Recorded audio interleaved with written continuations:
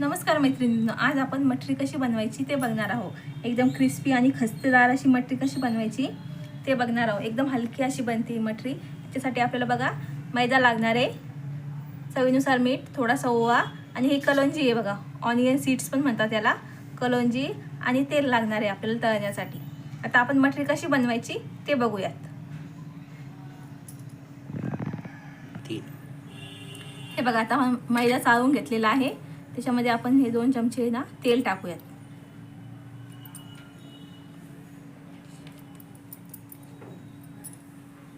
त्याच्यामध्ये आपण चवीनुसार मीठ टाकूयात,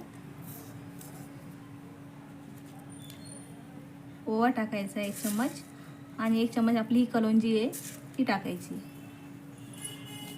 हे आधी सगळं तेलामध्ये मिक्स करून घ्यायचं आहे। पूर्ण मैदा जो आहे आपला, आपण तो तेलामध्ये चांगला असा मिक्स करून घेऊयात।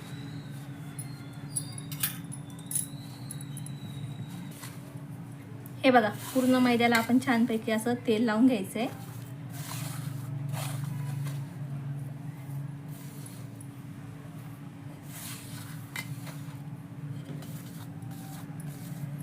जोपर्यंत मैद्याला अशी बाइंडिंग येत नाही तोपर्यंत तेल चांगलं आपल्याला चोळून घ्यायचं।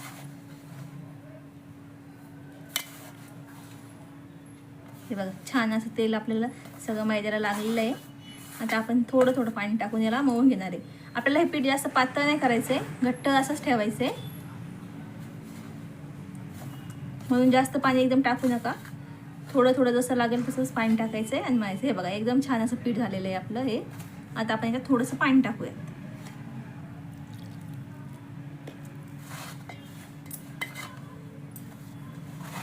जसं लागेल तसंच पाणी टाकायचं आणि मळायचं। एकदम छान बनते अशी मटरी। तुम्ही याला नमक पारे सुद्धा म्हणू शकता, हिंदीमध्ये नमक पारे म्हणतात। स्नॅक्ससाठी म्हणून चहाच्या वेळेस छान असते, खायला छान लागते एकदम।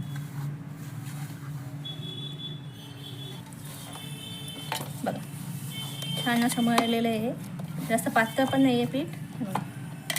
दिसत असेल तुम्हाला, घट्ट ठेवायचं आहे आपण, घट्टसर असं मळून घ्यायचं। आता आपण हे 10 ते 15 मिनटं ठेवूयात।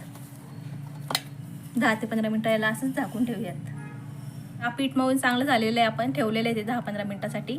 आता आपण त्याला लावायला साठा बनवणार आहोत। तेल घेतलेलं आहे बघा मी, 2 ते 3 चम्मच। आता आपण याच्यामध्ये मैदा टाकूयात। 2 चम्मच आपल्याला मैदा टाकायचा आहे आणि हे चांगलं मिक्स करून घ्यायचं आहे।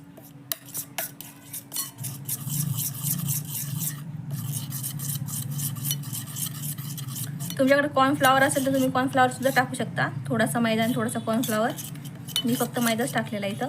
याला पूर्ण असं छान असं मिक्स करून घ्यायचं आहे।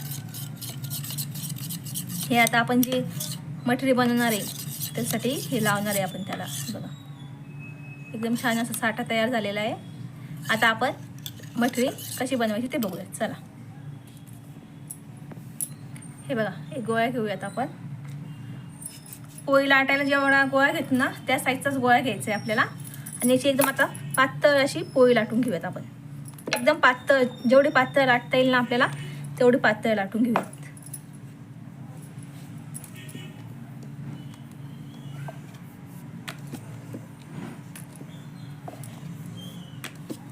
आपण कलोंजी टाकली त्याच्यामुळे बघा दिसायला एकदम छान दिसतं ते असं। एकदम पातळ अशी लाटायची आपल्याला।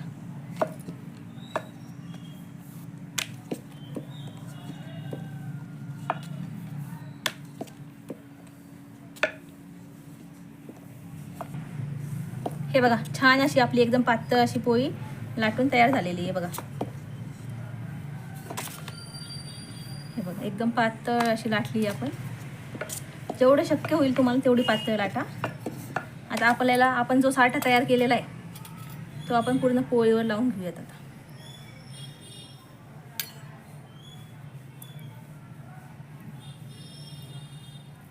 पूर्ण पोळीला लावून घ्यायचं आहे आपल्याला।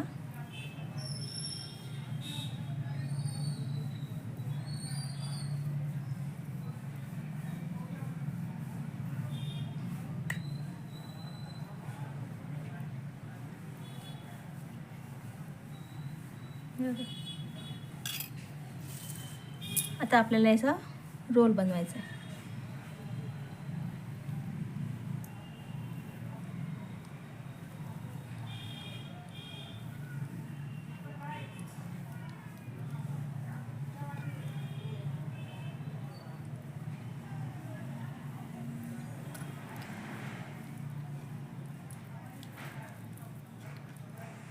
रोल बनवला आहे. आता आपण याला कट करूयात. आता आपण हे कट करूयात.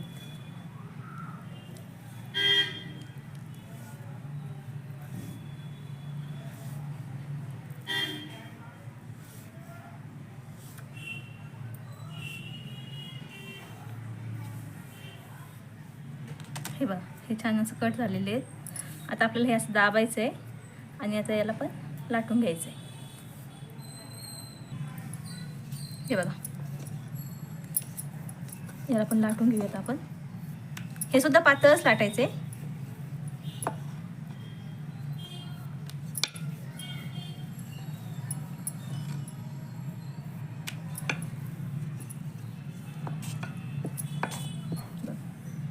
आता याला वापस आपण जो साठा बनवलेला आहे तो लावायचा थोडासा.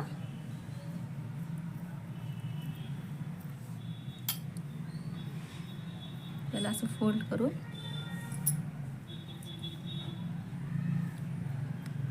त्रिकोणी आकार द्यायचा आहे आणि पूर्ण असं. हे बघा, तेल छान तापलेलं आहे आपलं. आता आपण हे टाकूयात. आपण जी मठरी बनवलेली आहे ते तेलामध्ये टाकून फ्राय करून घेऊयात. कमी आचेवरच आपल्याला ते तळायचं आहे.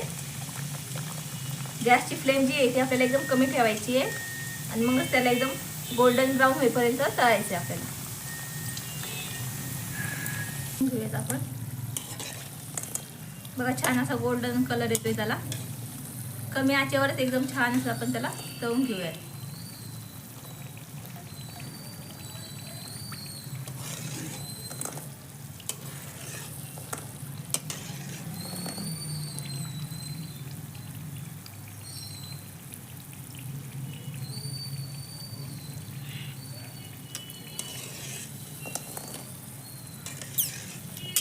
हे बघा, हे बघा छान असे कलर आलेले एकदम गोल्डन ब्राऊन. आता आपण हे काढून घेऊयात आणि ज्या राहिलेले आहे आपण सगळे आता तळून घेऊयात.